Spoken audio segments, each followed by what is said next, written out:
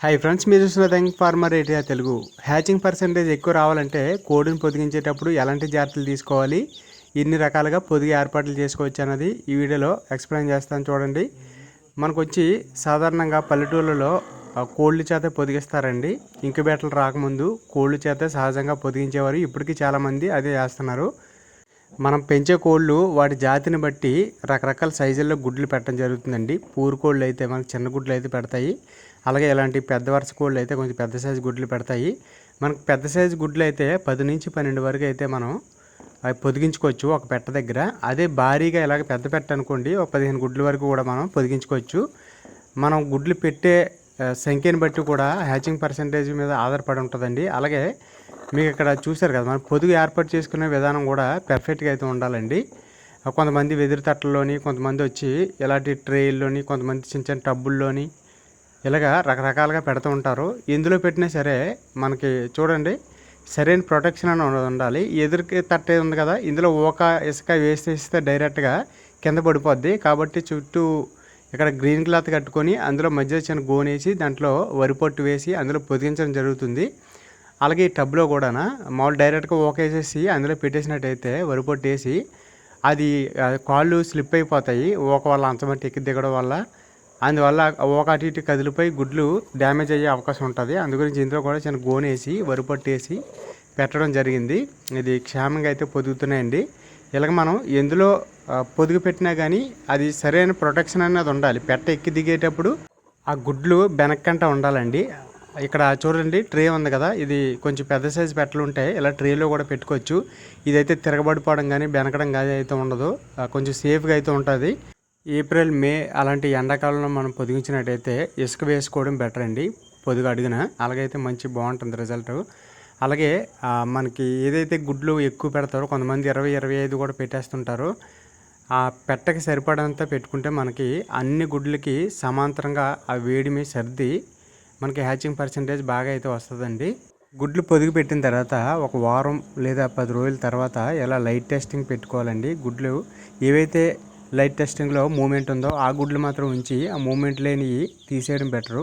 అలా తీసేయడం వల్ల మిగతా గుడ్లకి సక్రమంగా బ్రూడింగ్ అయితే అంది హెల్తీగా పిల్లలు హ్యాచ్ అవ్వడం జరుగుతుందండి. ఈ లైట్ టెస్టింగ్ ఎలా చేయాలి, ఎలాగ ఐడెంటిఫై చేయాలి, ఆ ఎంబ్రియో మూమెంట్ అనేది మన ఛానల్లో వీడియోస్ పెట్టానండి. చాలా వీడియోస్ చేశాను. చికెన్ ఫార్మింగ్ ప్లేలిస్ట్లోకి వెళ్ళి చూడండి. అలాగే మనకి చాలామంది ఈ కోడి పొదిగి పెట్టిన తర్వాత ఆ కోడి అందులో కూర్చోదండి. కొన్ని కొత్తగా పొదిగించిన కోళ్ళు ఉంటాయి కదా, తొలిచూరు కోళ్ళు, అవి సరిగ్గా ఇలాంటి పొదుగుల్లో కూర్చోనప్పుడు మనం పైన గంప పెట్టి మూసి అలవాటు చేయాలి. అలవాటు చేసినట్టయితే తప్పనిసరిగా అయ్యి ఒక వారం రోజులకి ఏదో అలవాటు పడిపోతాయి. ఆ తర్వాత మనం రోజుకి ఒకసారి అయినా సరే బయటికి వదిలి ఒక హాఫ్ అన్ అవర్ ఇలా తిరగనిచ్చి మళ్ళీ దానికి ఫీడ్ కొంచెం నీళ్ళు తాగిన తర్వాత మళ్ళీ అది రాకపోయినా సరే మనం తీసుకెళ్ళి పొదుగులో కూర్చోబెట్టాలి. అలాగా అలవాటు చేస్తే టైం టు టైం అదే దిగి ఎక్కేయడం జరుగుతుంది. అలాంటప్పుడు అవి కూడా హెల్తీగా ఉంటుందండి. పెట్ట కూడా నీరసపడిపోకుండా హెల్తీగా అయితే ఉంటుంది. చాలామంది పొదిగించిన కోడిపెట్టలు ఆ పేలు సమస్యతో బాధపడతాయి అన్నమాట. కోడిపేలు ఎక్కువ ఉంటాయి. అలాంటప్పుడు అది ఇరిటేషన్తో అస్తమాను పైకి లేచి అలా ఉండిపోయి గోక్కుంటూ కూర్చుంటుంది. అలా ఇబ్బంది పడడం వల్ల సరిగా హ్యాచింగ్ ఇవ్వక పిల్లలు అనేవి రావు అనమాట, హ్యాచ్ అవ్వవు సరిగ్గా. మనం ముందుగానే ఆ కోడిపేలని గుడ్లు పెట్టకముందే కోడిపేలు ముందు అయితే ఉంటుందండి. ఇప్పుడు మార్కెట్లో మెడికల్ షాప్లో దొరుకుతుంది. అది మనం నీటిలో కలిపేసి అందులో ముంచి తీసేసినట్టయితే కంటికి నోటికి తగలకంటాన క్లియర్ అయిపోతాయి అనమాట. క్లియర్ అయిపోయిన తర్వాత అది గుడ్లు పెట్టి చేసుకోవచ్చు. అలాగే మిగతా కోళ్ళకి కూడా కోడిపేలు లేకుండా చూసుకుంటే బెటర్గా ఉంటుందండి. ఎందుకంటే రోజుకోసారైనా సరే పొదిగే పెట్ట బయటికి వెళ్ళి మిగతా కోళ్ళతో కలిసి ఒక గంట అరగంట తిరుగుతుంది. కాబట్టి ఆ కోళ్ళకున్న పేలు ఏవైతే ఉన్నాయో అవి మళ్ళీ దీనికి రావడం జరుగుతుంది. దీనికి లేకపోయినా సరే బయటికి వెళ్ళి ఆ కోడి పేలు ఎక్కించుకొని అయితే కంపల్సరీగా వస్తుందండి. అలాంటప్పుడు మళ్ళీ ఇది ఆ కోడి పేలని చాలా త్వరగా వృద్ధి చెందుతాయి. పొదిగే పెట్టల్లోని బయట తిరిగే వాటికన్నా పొదిగే పెట్టల్లో గుంపులుగా తయారైపోతాయి అన్నమాట. ఒక వారం రోజుల్లోనే అవి కోడిని చిరాకు పెట్టేంత ఎక్కువగా తయారైపోతాయి అన్నమాట. అందు గురించి కోడిపేలు నివారణ అనేది మన కోళ్ళు పెంచే ప్లేస్లో చాలా కేర్ఫుల్గా చేయాలన్నమాట. నివారణ చేయకపోతే కోళ్ళలో ఎదుగుదల ఉండదండి. అలాగే కోళ్ళకి టైం టు టైం డీవార్మింగ్ చేయడం కూడా చాలా ఇంపార్టెంట్ అనమాట. మీకు ఇక్కడ చూడండి, మనకు పొదిగి పెట్టిన తర్వాత చాలామంది ఒక 4-5 పెట్టలు ఒకేసారి పెడుతూ ఉంటారు. అలా పెట్టినప్పుడు కొన్ని పెట్టలు బాగానే చేస్తాయి, పొదుగుతాయి. పిల్లల్లో కూడా తొక్కే గంట ఉంటాయి అన్నమాట. గుడ్లు పెట్టినప్పుడు ముందుకు వచ్చిన పిల్లల్ని కొన్ని పెట్టలు తొక్కేస్తాయి అన్నమాట. అవి కావాలని తొక్కకపోయినా ఇవే అటు ఇటు కదులుతూ అటు కాలు కింద పడిపోతాయి అన్నమాట. అవి మిగతా గుడ్లు పొదిగే ప్రాసెస్లో ఉంటుంది కాబట్టి ఆ పొదిగిన పిల్లల్ని కిందకి దింపదు అనమాట పెట్ట. అలాంటప్పుడు అవే వాటి తల్లి కాలు కింద పడి చనిపోవడం జరుగుతుంది. అలాంటప్పుడు మనం ముందుగా పొదిగిన పిల్లల్ని సెపరేట్ చేసి, ఒకవేళ వీలైతే మనకి కొంచెం వేడిగా ఉండే ప్రదేశంలో కానీ, లేదంటే లైట్ బ్రూడింగ్ కింద కానీ కొంచెం పిల్ల ఆరేంత వరకు మిగతా గుడ్లు పొదిగేంత వరకు వాటికి ప్రొటెక్షన్ ఇచ్చి, ఆ పొదిగిన తర్వాత తల్లి దగ్గర కలపాలండి. తల్లి దగ్గర కలిపి అప్పుడు మొత్తం పొదిగి దిగిన తర్వాత మొత్తం ఎలా పెంచుకుంటే హెల్తీగా ఉంటాయన్నమాట, చనిపోకుండా కాలు కింద పడి. అలాగే మనకి ఏవైతే పిల్లలు ఉన్నాయో ఆ పిల్లలు ఒక 45 రోజులు 50 రోజులు వయసప్పటికి అవి సొంతంగా ఆహారాన్ని వెతుక్కోగలవు కాబట్టి, కొంచెం పెద్దవి అవుతాయి కాబట్టి, అప్పటికి కూడా తల్లి విడగొట్టకపోతే వాటిని సెపరేట్ చేసి తల్లిని విడిగా ఉంచినట్టయితే అది నెక్స్ట్ గుడ్లు పెట్టడానికైతే త్వరగా ప్రిపేర్ అవుతుందండి. లేదు మనం అలా వదిలేసినట్టయితే అవి ఎక్కువ నెలల పాటు తల్లి వెనకాల తిరగడం వల్ల అది నెక్స్ట్ గుడ్లు పెట్టడానికి రెడీ అవ్వడం లేట్ అవుతుందన్నమాట. అలా లేట్ అవ్వకుండా ఉండాలంటే విడగొట్టి ఇలా విడిగా దానికి అలవాటు చేయాలి. దానికి ఒక ప్లేస్ అనేది ఉంచాలండి. వీలైనంత మట్టికి కోడి పిల్లలు కిందన కాకుండా నైట్ టైం కానీ రెస్ట్ తీసుకునేటప్పుడు కానీ ఇలాంటి కర్రల మీద ఉంటే అవి హెల్తీగా అయితే ఉంటాయండి. అవి వేసిన రెట్టలో కూడా మనం కిందన ఊడ్చేయడానికి సింపుల్గా అయితే ఉంటుంది. కోళ్ళు ఆరోగ్యంగా ఎదుగుతాయండి. అలాగే ఎలాంటి డిసీజ్ కూడా త్వరగా రాకుండా అయితే ఉంటుంది. ప్రతిసారి అస్తమాను డీవార్మింగ్ చేసే అవసరం కూడా ఉండదన్నమాట. చాలామంది 10 గుడ్లు పెడితే 2-3 హ్యాచ్ అవుతున్నాయి, మిగతా పోతున్నాయి అని అంటున్నారు. అది 10 గుడ్లు పెట్టినా సరే, తక్కువైనా సరే ఆ గుడ్లలో నాణ్యత ఉండాలండి.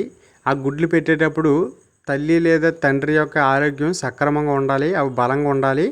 ఆ గుడ్లు పెట్టిన తర్వాత స్టోరేజ్ చేసే ప్లేస్ కూడా మనకు నీట్గా ఉండాలన్నమాట. అది వెంటనే పొదిగించేసుకుంటాము, ఒక 15 రోజుల లోపు 20 రోజుల లోపు అనుకుంటే మీరు బయట పెట్టుకోవచ్చు. లేదు కొంచెం టైం పడుతుంది అనుకుంటే ఇలాగ ఫ్రిడ్జ్లో కూడా స్టోర్ చేసుకోవచ్చు అనమాట. డీ ఫ్రిడ్జ్లో కాకుండా మామూలు ఇలాగ ఫ్రిడ్జ్లో స్టోర్ చేసుకోవాలి. అలాగే మీరు ఏదైతే బ్రీడర్ తీసుకున్నారో, అంటే ఆ పుంజు తీసుకున్నారో ఆ పుంజు హెల్తీగా అయితే ఉండాలండి, ఆరోగ్యంగా ఉండాలి.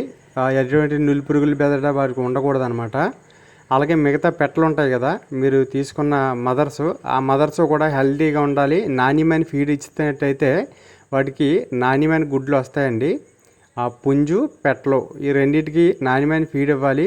అలాగే ఫెర్టిలిటీ సక్రమంగా ఉండాలంటే ఒక్క పుంజుకి ఒక 6 లేదా 8 అండి, మహా అయితే 8 వేసుకుంటే పర్ఫెక్ట్గా అయితే ఉంటుంది. చాలామంది 15, 20, 25 కూడా వేసుకుంటారు.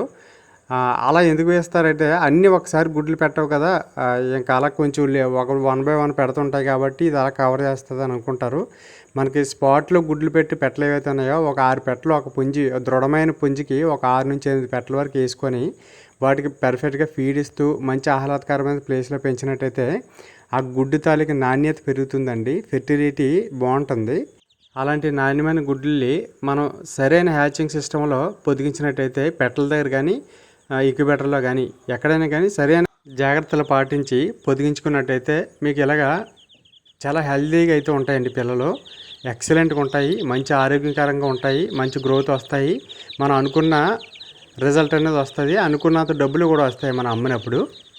ఓకే ఫ్రెండ్స్, ఈ వీడియోలో ఎంతకంత ఇన్ఫర్మేషన్ అందించాను అనుకుంటున్నాను. వీడియో నచ్చితే తప్పకుండా లైక్ చేయండి. అలాగే మీరు ఏ బ్రీడ్ కోళ్ళు పెంచుతున్నారు, ఎన్ని కోళ్ళు పెంచుతున్నారు తప్పకుండా కామెంట్ అయితే పెట్టండి. మరిన్ని వీడియోల కోసం ఈ ఛానల్ సబ్స్క్రైబ్ చేసుకోండి. ఇందులో చికెన్ ఫార్మింగ్ ప్లేలిస్ట్ ఉంది, ఓపెన్ చేసి చూడండి. Thank you.